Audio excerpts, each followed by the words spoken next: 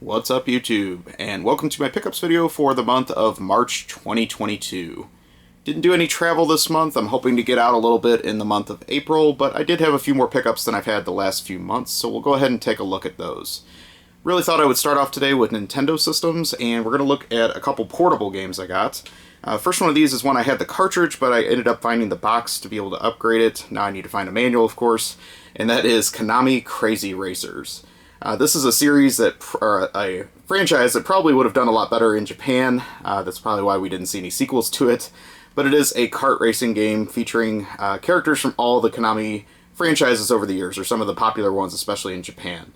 So it does have characters from Metal Gear, Goemon, things like that, but also some of the more obscure games like Parodius that we didn't get here.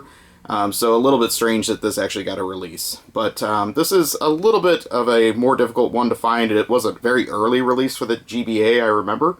And again, just like to find a manual for it, because it's a pretty playable game. So hopefully be able to complete that one pretty soon. The other one I got was for the DS, and this is a game that for some reason has been a little bit difficult for me to find, at least at a decent price. Half-price Books ended up getting this in at a really good price, actually, and was happy to find it. And that is Dementium the Ward. This is one of the horror games for the system. It's also one of the few M-rated games for the DS, so that's kind of why I'm chasing it down. I do have the sequel to this already. For some reason, that one was really easy to find, but the first game was, I don't know, never really got to find a good deal on this, so decided to go ahead and grab it. Probably not really my type of game, but wanted it just kind of for that subset of the mature games for the system. I think there's like 8 or 9 of them. It's not a huge subset, so I always thought it'd be kind of neat to collect those. Really, it's kind of interesting because Nintendo seems fully able to go with mature-rated games for the Switch and things like that, but they were so hesitant for such a long time, so it's a very different Nintendo we're seeing today than when this game was released. The next one is going to be a weird one. We're going to move on to Sony Systems, and this is a game that I decided to get on a whim on eBay, because I didn't even know that this was an officially licensed accessory that goes with this game that came with it. So I was very excited to get it once I learned this was a thing. This is Stolen Song for the Japanese PlayStation, and it features a band, a Japanese band I'm assuming, that is named Tomoyashi Hotei. It says Hotei, not Hotel, so I'm going to go with that.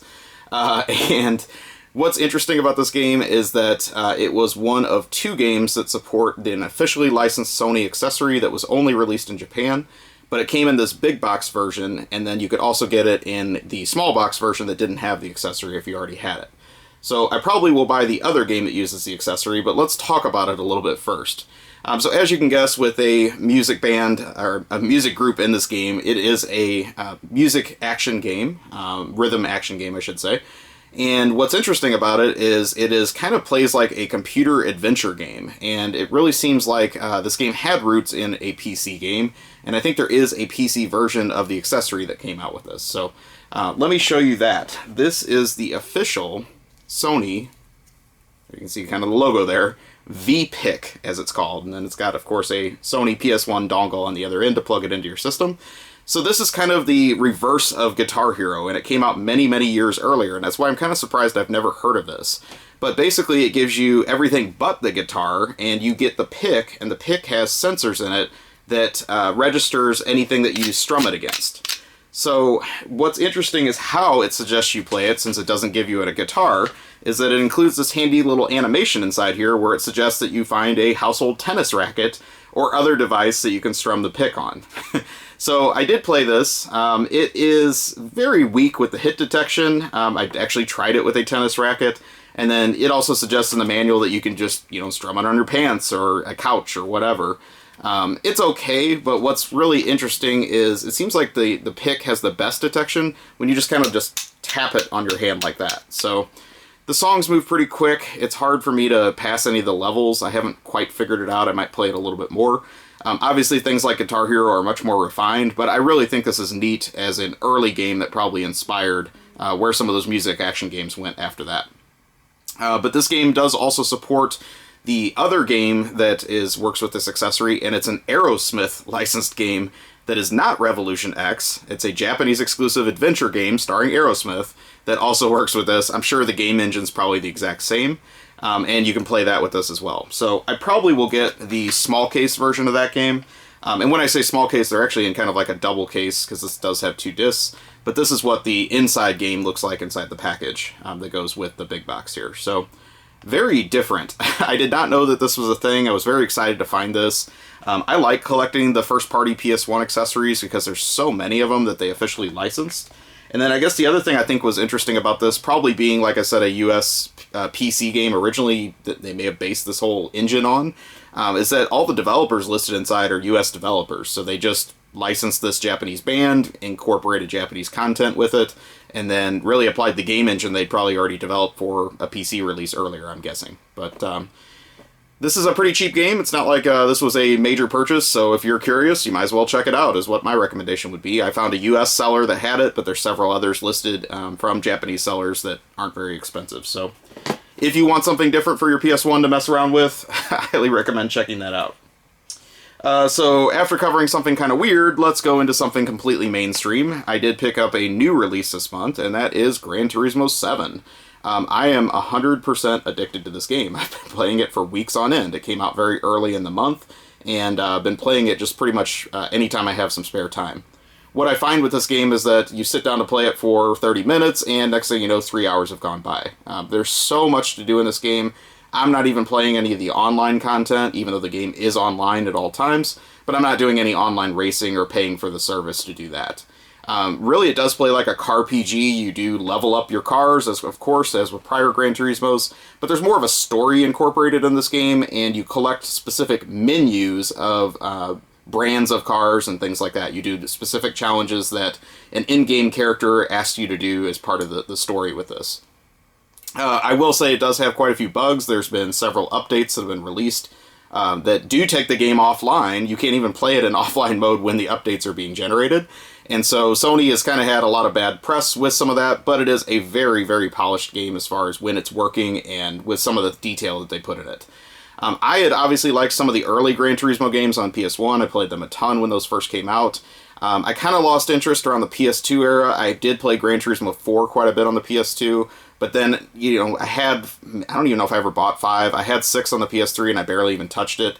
And then the last game that was for PS4 was really just an online racing game, so I never bought that.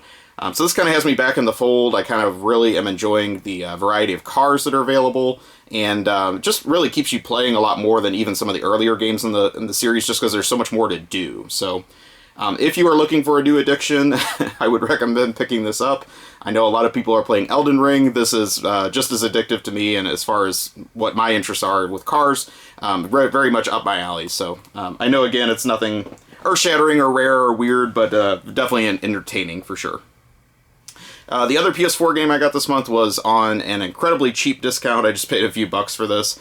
I was curious. This is Real Heroes Firefighter, and I do typically like firefighting games. Over the years, they tend to be pretty entertaining. I kind of wish there was more of them. However, this one is really just an enhanced version of the game that came out on the Wii, and I do have that one as well and didn't really care for it there. So when I played this on the PS4, it's pretty much the same thing with some enhanced graphics slightly. It still kind of looks like a Wii game in a way. And it does have some trophy support, so I mean, at least there's some objectives and things to do that you didn't have in the original version.